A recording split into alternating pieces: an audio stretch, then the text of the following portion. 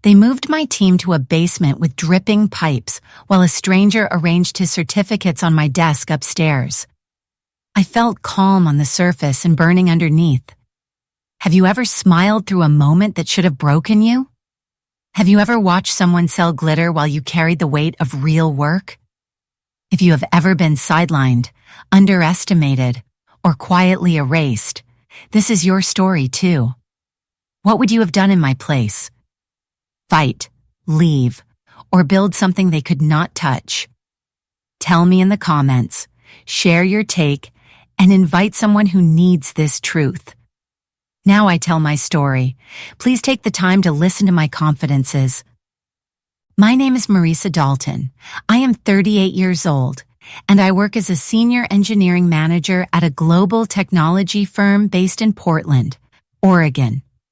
I was born and raised in Eugene, a small city 2 hours south, and although I have spent most of my adult life moving between projects and countries, Portland has always felt like my home base.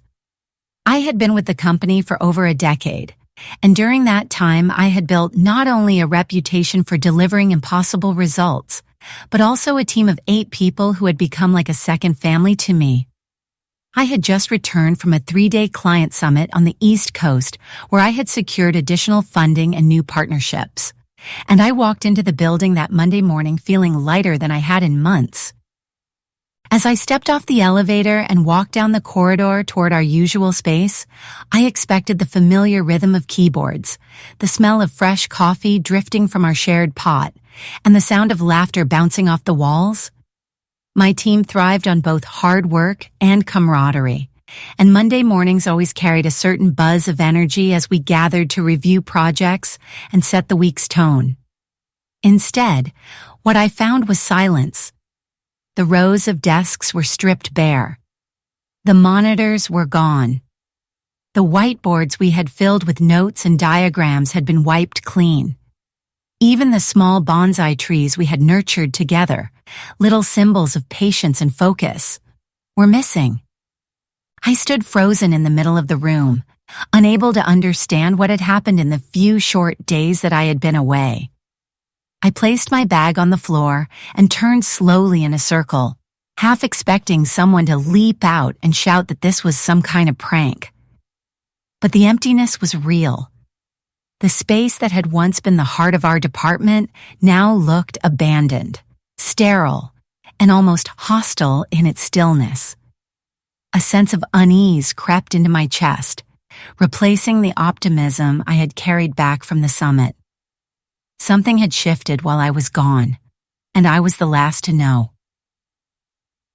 The sound of footsteps broke the silence, and I turned to see Oliver from Human Resources passing by with a stack of folders in his arms.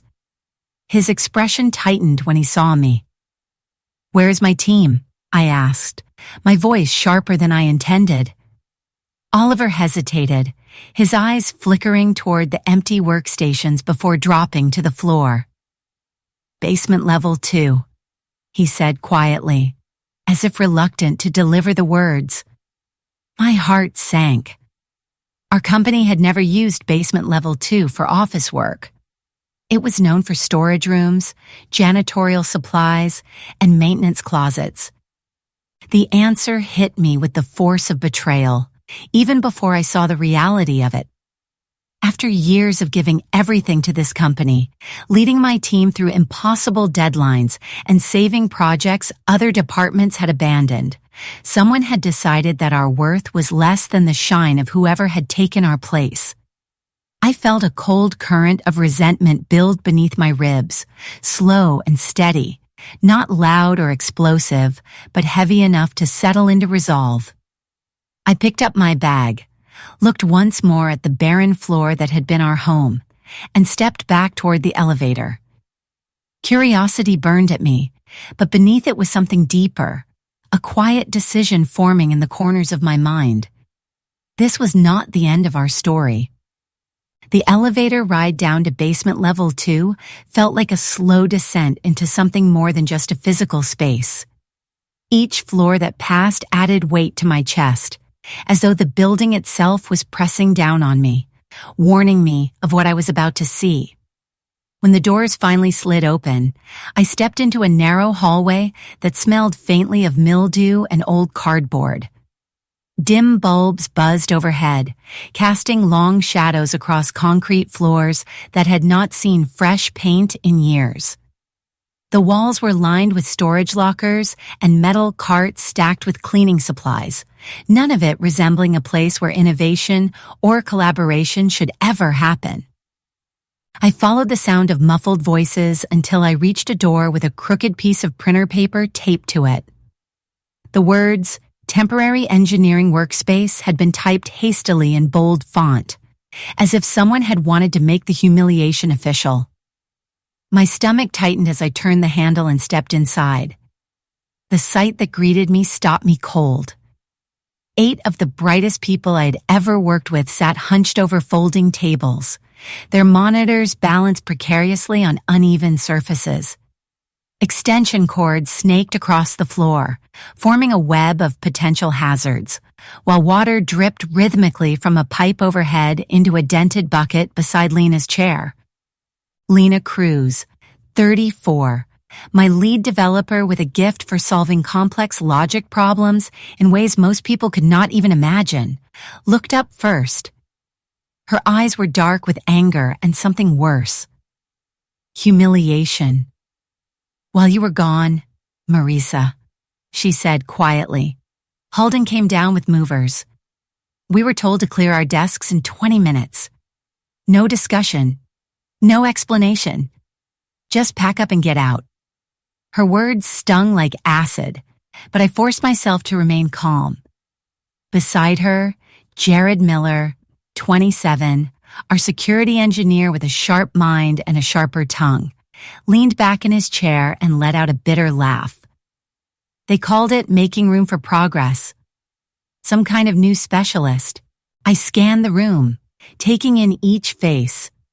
Miguel Santos, 36, our hardware lead, rubbed his temples as though fighting a headache brought on by the flickering fluorescent lights. Anya Rhodes, 41, methodical and steady, typed notes into a laptop that looked painfully out of place against the concrete wall behind her. Theo Marshall, 29, our junior programmer, tried to mask his disappointment with a forced smile, but the slump in his shoulders betrayed him. Clara James, 33, the translator of technical chaos into clear reports, sat silently with her arms crossed, her eyes flashing with quiet defiance. Dylan Harper, 45, the integration specialist whose patience was legendary, tapped his fingers restlessly against the edge of the table. Every face in that basement told a story of betrayal, of people who had given everything and been cast aside like outdated equipment. "Some specialist," Jared muttered again, his tone dripping with sarcasm. "Halden says this guy is going to revolutionize the department. Meanwhile, we are lucky if the Wi-Fi signal reaches us down here." The words struck me with a surge of heat. My team, my people, were being treated like discarded furniture to make room for a stranger with buzzwords and certificates. I stood in the doorway for a long moment, the hum of pipes filling the silence between us, and I made a promise to myself right then. I stepped forward, set my bag on the folding table nearest to me, and met their weary gazes one by one. "This is not where we belong," I said quietly but firmly. "And this is not where we will stay. I need you all to trust me. For now, we work, we endure, and we keep moving forward. But do not unpack too much. Keep your things ready. There will come a day, sooner than they think, when we walk out of here on our own terms." Their faces shifted, some doubtful, some hopeful, but every one of them listened. The basement might have been our cage, but it was also the place where our real story began.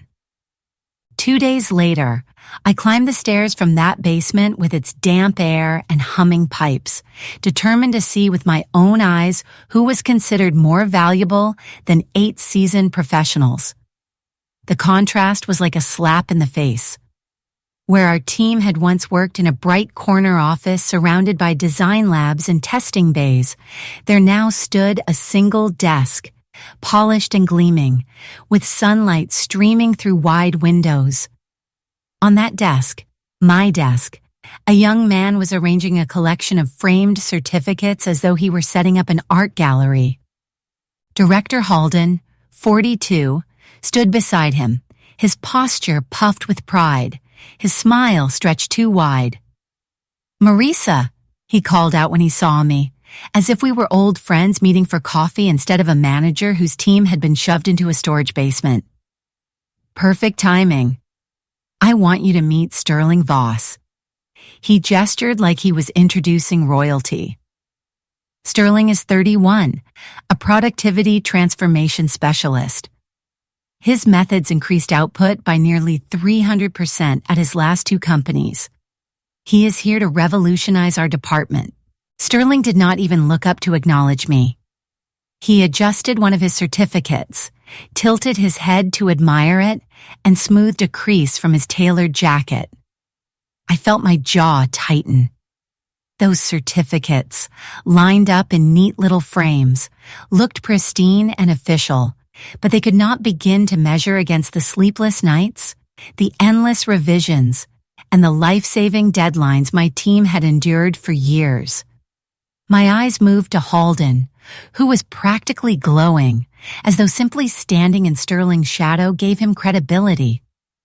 "He needs the right environment to execute his vision," Halden continued, lowering his voice as though confiding a secret. "Your team can manage downstairs until next quarter's budget review. This is temporary. Think of it as making space for innovation." His words dripped with false reassurance, but the meaning was unmistakable. We had been exiled so that this stranger could spread his buzzwords across a glossy desk. I nodded once, slowly, and said nothing. There was no point arguing with someone who had already made his choice. As I turned to leave, I took in the details of the room one last time. The bonsai trees we had nurtured were gone, replaced with abstract art prints in metallic frames. The energy of a team collaborating late into the night had been replaced by silence, sterile and self-important.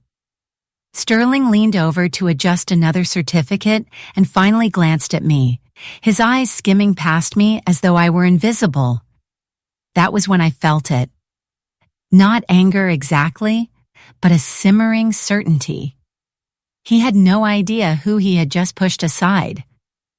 I returned to the basement, where Lena, Jared, Miguel, Anya, Theo, Clara, and Dylan looked up the moment I walked in. They were waiting for answers, but all I said was this: "Now we know what we are up against." Their faces tightened, and a low murmur ran through the room. It was not just humiliation anymore. It was something stronger. Resentment. Resolve. And I could feel it in myself as well. Sterling might have claimed our space, but what he did not know was that he had just given me every reason to take it back on my own terms. When I stepped back into the basement, the air felt heavier than before, almost charged with the emotions my team was trying to keep under control. Their eyes locked on me the way people look at a pilot during turbulence, silently asking if we were still safe.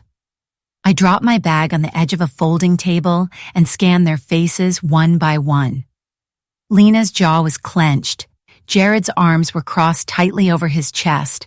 Miguel tapped a pencil against the table with restless rhythm, and Theo looked like he wanted to speak but thought better of it. Clara leaned forward, her expression expectant, while Dylan and Anya both wore the kind of weary patience that came only after too many years of disappointment. "They gave our office to him, did they not?"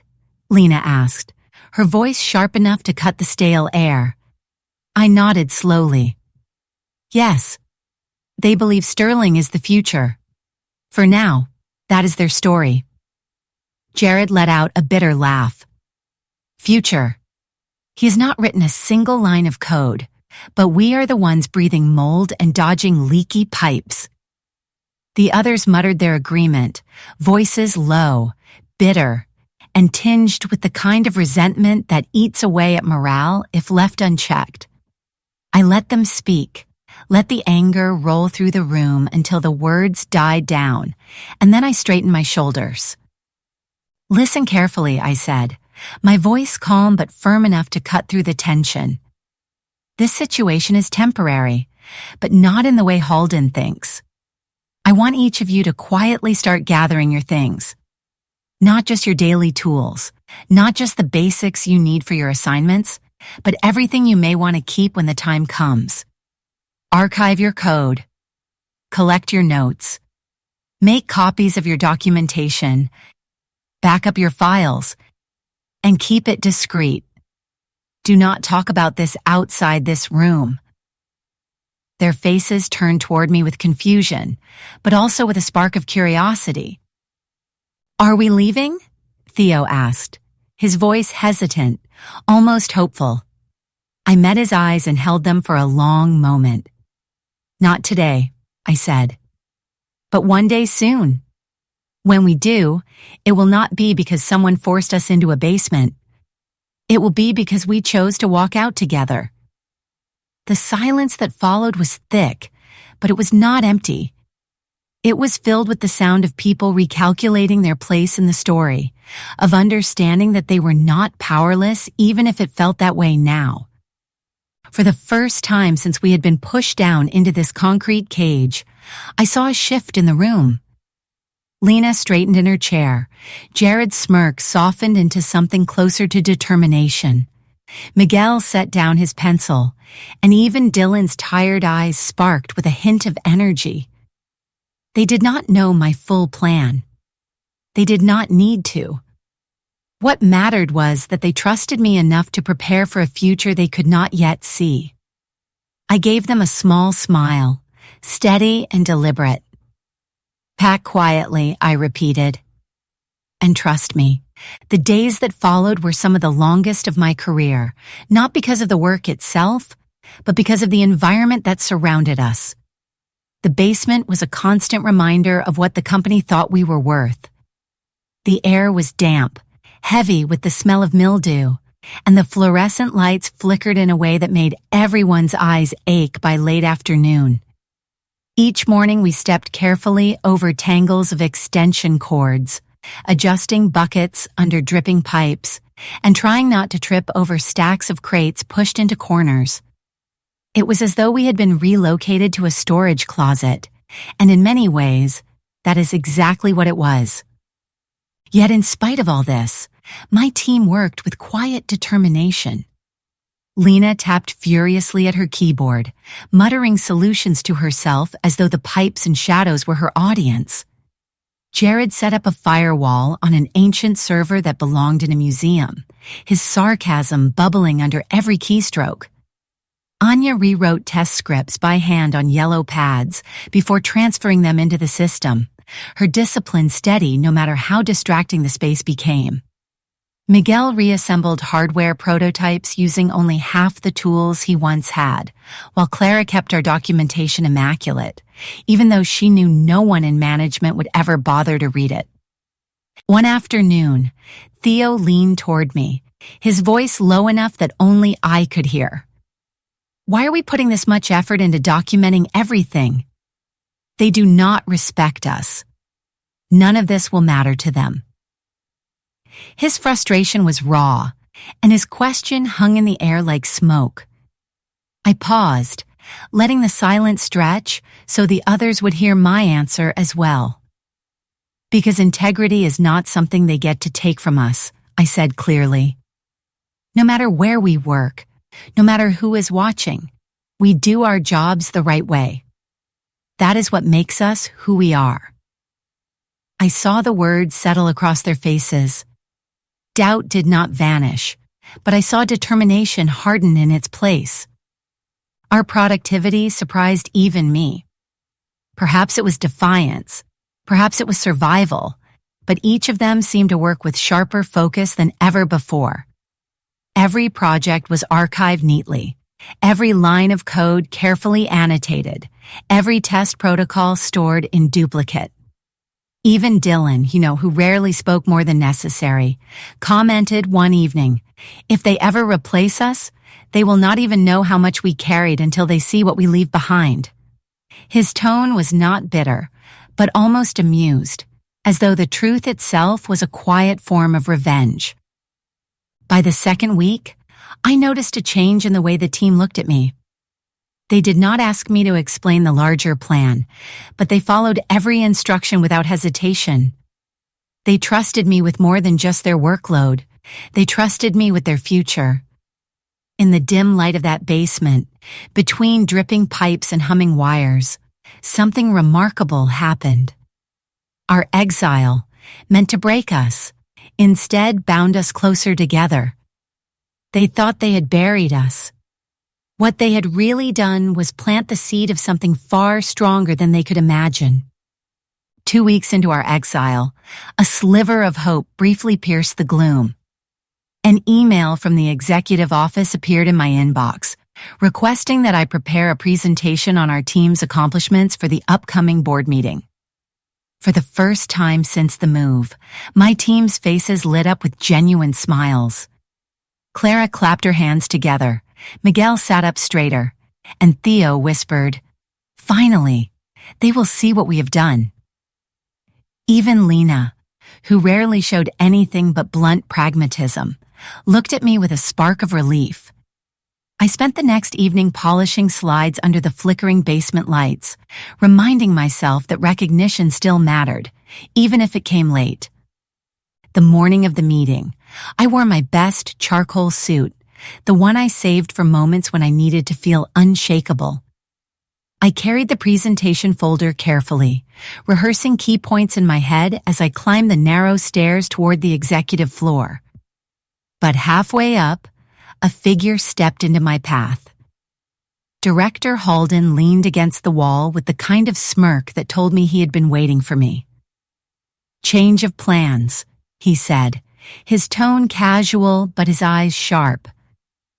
"The board has decided they want to hear about innovation, not old metrics. Sterling will present instead." I froze on the step, gripping the folder so tightly that my knuckles whitened. "But the request came directly from the executive office," I said evenly. Halden shrugged, his smile not reaching his eyes. "I spoke with Elaine Shaw this morning. She agrees with me. The board is not interested in where we have been. They want to see where we are going. Sterling is the future. Marisa, you can return to your workspace." He stepped aside as though granting me passage, but his words had already carried their message. We had been erased from the narrative. When I walked back into the basement, the silence was unbearable. The team watched me carefully, waiting for the verdict. My voice felt heavy as I told them what had happened. Theo's half-written resignation letter glowed on his laptop screen, his fingers hovering over the keys. "So that is it? We just give up?" he asked, bitterness edging his tone. "Not yet," I answered, steady and calm. "Keep working. Keep packing quietly. This is not the end of the story." They did not fully understand, but they trusted me enough not to question further. That afternoon, word spread quickly through the building. Sterling's presentation had been a disaster. The board, armed with decades of experience, pressed him with technical questions he could not answer. His colorful charts and upward arrows collapsed under the weight of reality. Witnesses described Elaine Shaw's expression as ice, her patience unraveling with every shallow response. By the end, Sterling had promised sweeping improvements without providing a single actionable step. The room had been left with more doubts than confidence. Later that same day, Halden himself descended into the basement, his tone suddenly softer, his words uncharacteristically warm. "Good news," he announced, forcing a smile. We are considering moving you back upstairs, into the East Wing. A bit smaller, but still better than this. Renovation should be done by next week. My team looked at me, waiting for my reaction. I smiled faintly and said, "Thank you for recognizing our value." Their confusion was almost comical, but I could see hope flickering in their eyes again. What they did not know was that this so-called gesture of goodwill was already too late. The seeds of something greater had already taken root. 2 days after Halden's sudden change of tone, I invited a visitor into the building. To most people, she looked like an old colleague stopping by for coffee. But in truth, she was something far more important. Her name was Dana Mercer, 43, an executive at Arkwell Systems, one of the fastest rising competitors in our industry. Dana and I had crossed paths years earlier during a chaotic supply chain crisis, and she had never forgotten how my team and I turned disaster into delivery under impossible conditions. When she heard what had happened to us, she reached out with an offer that made even me pause. A new engineering division under her leadership, double our current salaries, state-of-the-art offices, autonomy to build the future on our terms. I walked her through the building casually, timing our steps carefully so we reached the executive floor at the exact moment Halden was parading Sterling in front of potential clients. Halden spotted me immediately. His voice boomed across the hall, far too cheerful, as though rehearsed. "Marissa, perfect timing. Come meet the Arkwell executives. They are very interested in Sterling's revolutionary system." Dana raised an eyebrow but said nothing. Halden rushed through introductions before Sterling launched into his well-polished speech, filled with jargon and buzzwords he clearly thought sounded groundbreaking. When he finished, Dana tilted her head thoughtfully. "Fascinating approach," she said evenly. "So you have successfully applied this methodology at other firms?" Sterling straightened proudly. "Absolutely. At my last company, productivity soared by nearly 300% in the first quarter. At the one before that, project delivery doubled overnight." Dana's smile did not reach her eyes. "Strange," she replied calmly. "Because I sit on the board of one of those firms. We never recorded such results. In fact, we noted severe delays and systemic failures during your tenure." The hallway went silent. Sterling's confident grin faltered. His eyes darted toward Halden, whose face had flushed deep red. "There must be some misunderstanding," Sterling stammered. But Dana's cool gaze left no room for escape. Halden opened his mouth to smooth it over, but I spoke first. "There is no misunderstanding. Dana is here because I accepted her offer yesterday. My entire team will be joining Arkwell to establish a new division. We begin next Monday." The shock was instant. One of the clients coughed into his hand, another glanced awkwardly at the exit, and even Halden seemed to lose his balance for a moment. "You cannot take your team," he sputtered. "That is unethical. That is poaching." I met his eyes with a calm smile. "It is not poaching if the company itself left us to rot in a basement. Check the contracts. No non-compete clauses. No restrictions. You chose to move us out. We chose to move on." Dana simply folded her arms, her silence louder than any accusation. Halden's mouth opened, closed, then opened again, but no sound came. Sterling stood frozen, his certificates suddenly looking more like props than achievements. I turned, thanked the clients politely, and walked Dana toward the exit. My footsteps echoed across the polished floor that had once been ours, each step reminding me that control was shifting. They thought they had buried us, but what they did not know was that I had already begun building something they could never bury again. That evening, after Dana and I left the building, my team gathered in the basement, their faces glowing with excitement. For the first time in weeks, the damp concrete walls did not feel so heavy. Jared leaned back in his chair, grinning. "So it is official? We are out of here?" Lena's eyes burned with satisfaction. "I knew you had something up your sleeve. Marisa." Theo actually let out a cheer, his relief written all over his young face. Their joy filled the room, but as I smiled with them, my phone buzzed. The name on the screen made my stomach tighten. Elaine Shaw, 52, CEO of the company. Her message was direct. "Meet me in my office tomorrow morning at 9. Alone." The next day, I stepped into Elaine's corner office on the top floor. Sunlight poured through wide windows, spilling across the glass desk where she sat reviewing a thick folder of papers. She removed her reading glasses slowly and gestured for me to sit. Her expression gave nothing away.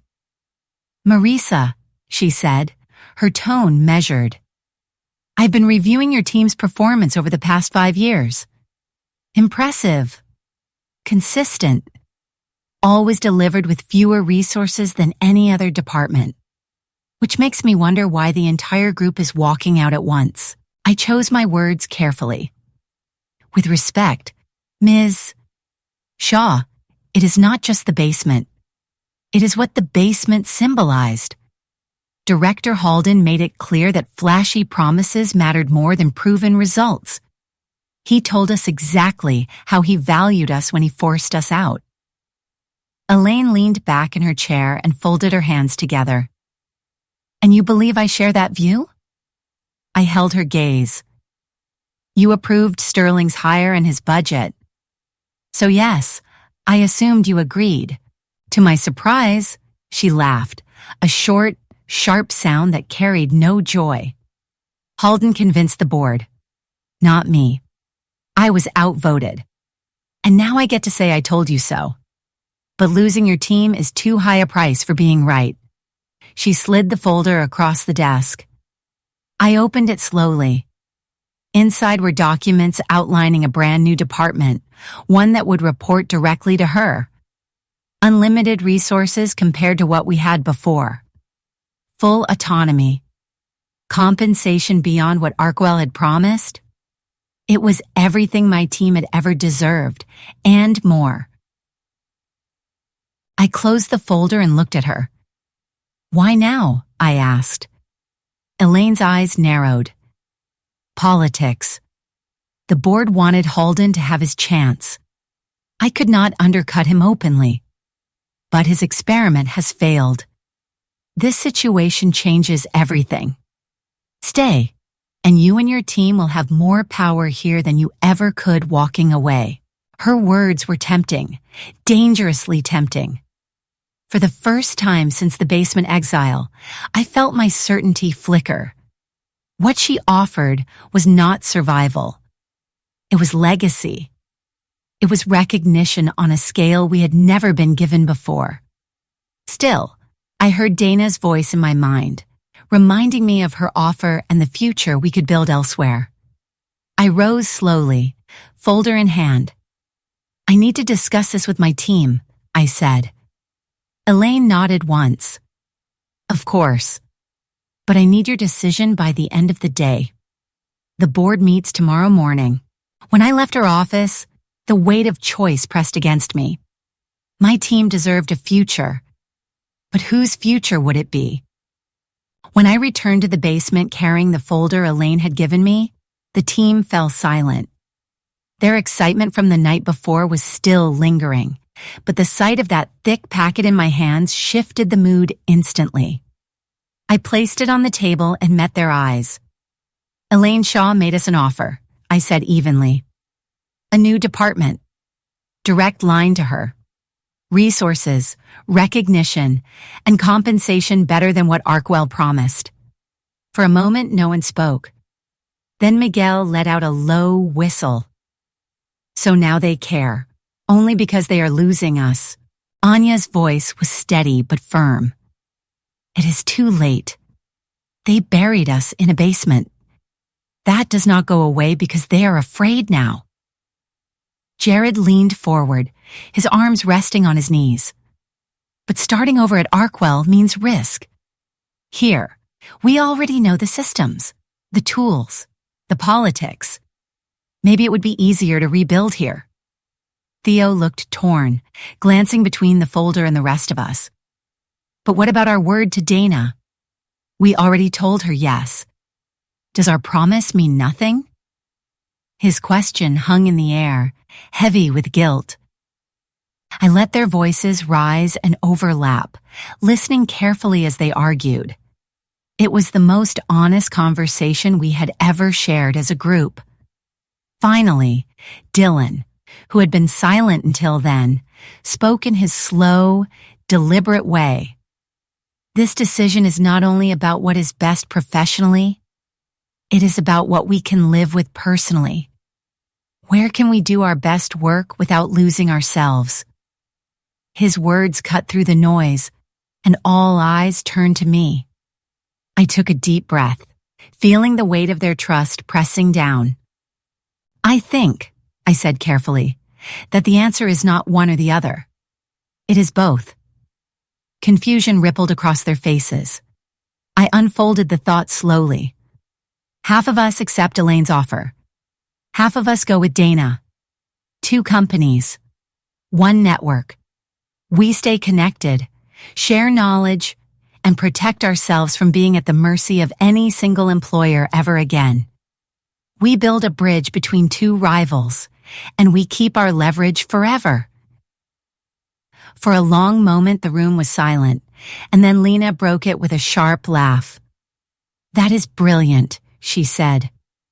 They will never be able to control us again. Excitement replaced doubt as the idea took hold. Clara began sketching out how we could coordinate across companies. Miguel listed the strengths each group would carry. Even Theo, who had worried about breaking our word, nodded slowly. If both Donna and Elaine agree, then maybe this is not betrayal. Maybe this is evolution. I slipped away to make 2 calls, first to Dana, then to Elaine. Both conversations were difficult, but by the time I returned, the deals were in place. They had agreed to our unconventional split, with 1 condition: regular collaboration on select projects. When I told the team, their shoulders eased and the energy in the room shifted to something new. Hope, yes, but also power. So which group will you lead? Anya asked, her eyes fixed on me.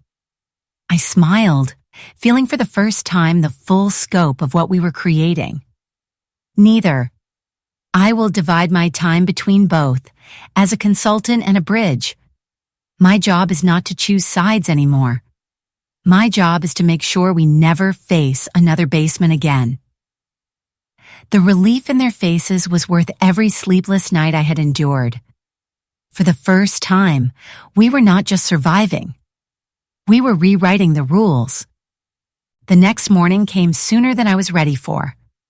Pale light filtered through the tiny basement windows as I arrived before anyone else, dressed in my charcoal suit, the same one I had worn for client negotiations that once determined entire product lines. My team trickled in one by one, their steps lighter now, though I could still see nerves hiding beneath their determination. I handed each of them a sealed envelope, specific instructions written inside. No one asked questions. They tucked the envelopes into their bags with the kind of trust that words cannot measure. At 8:55, Elaine's assistant appeared at our door. Ms. Shaw requests that Engineering Team B join the board meeting. My team exchanged quick glances, shoulders squaring as we followed her up the long stairwell and into the executive floor. When we entered the boardroom, heads turned. The table gleamed under polished lights, filled with directors in dark suits. At the far end sat Elaine, calm and unreadable. To her left, Halden shuffled his papers nervously, and beside him Sterling sat with his certificate stacked neatly, his face pale but proud. Halden began his pitch with a shaky voice. As you know, our department is undergoing significant transformation. Sterling's methodology has already shown promise. We project a 200% increase in productivity by year's end. He clicked through slides of colorful graphs and rising arrows. A few board members nodded politely, but one of them interrupted. And what about the current engineering team? What role do they play in this transformation? Halden hesitated, his smile faltering. They have adapted to change, though there has been resistance. Relocation was necessary, but temporary. His words stirred murmurs around the table. Elaine leaned forward slightly. By relocation, you mean moving the team to the basement? Halden's face reddened. It was an interim solution. Renovations are underway. That was my cue. I stood, my team rising with me. If I may, I would like to offer some context, I said, my voice steady. At my signal, each member of my team slid their envelope across the table. The board members opened them to find 5 years of productivity data, financial allocations, and comparisons between Sterling's promises and our proven results. As you can see, I continued, our team delivered over 80% of successful projects last year, while receiving less than half the resources of other divisions. Sterling's numbers, by contrast, are based on unsupported claims and shallow results. Gasps and frowns rippled across the room as they flipped through the final pages. Is this accurate? One director demanded. Yes, I said firmly. All of it comes from the company's own records. And if you look further, you will see Sterling's history, lawsuits, failed implementations, and companies that declined under his watch. Sterling bolted upright. You had no right to dig into my past. His voice cracked, desperation seeping through. I met his eyes without flinching. Everything I presented is public record. Integrity does not hide. The room fell silent, the weight of truth pressing down. Finally, Elaine spoke. This company has a choice. We can cling to appearances, or we can build on substance. She looked directly at Halden, who could not meet her gaze. The board chair cleared his throat. I think the evidence speaks for itself. We need new leadership in this division. Within minutes, the decision was clear. Halden and Sterling were finished. Their ambitious promises had collapsed under the weight of real results. Hours later, my team and I sat in a small restaurant downtown, glasses raised in quiet celebration. Elaine's text came through on my phone. Board approved your proposal. Halden and Sterling are gone. We want you to lead as director, with your consulting bridge intact. When can you begin? I showed the message to the others, and their cheers filled the room. For the first time, we were not just survivors of corporate politics. We were architects of a new model, one where no single company could hold all our power again. 6 months later, our dual arrangement between Arkwell and my old company became a published case study in business journals. Productivity rose, burnout dropped, and both companies thrived. As for Halden, he resurfaced at a much smaller firm, stripped of his title and influence. Sterling faded into the shadows, still chasing flashy contracts, still selling promises no one should believe. But for us, exile in the basement had transformed into a platform. We had taken humiliation and turned it into legacy. The best revenge, I realized, is not destroying those who wronged you. It is building something so strong, so undeniable, that their betrayal becomes irrelevant. They had tried to bury us in the basement. Instead, they had planted us in the soil where something unshakable could grow. And it did.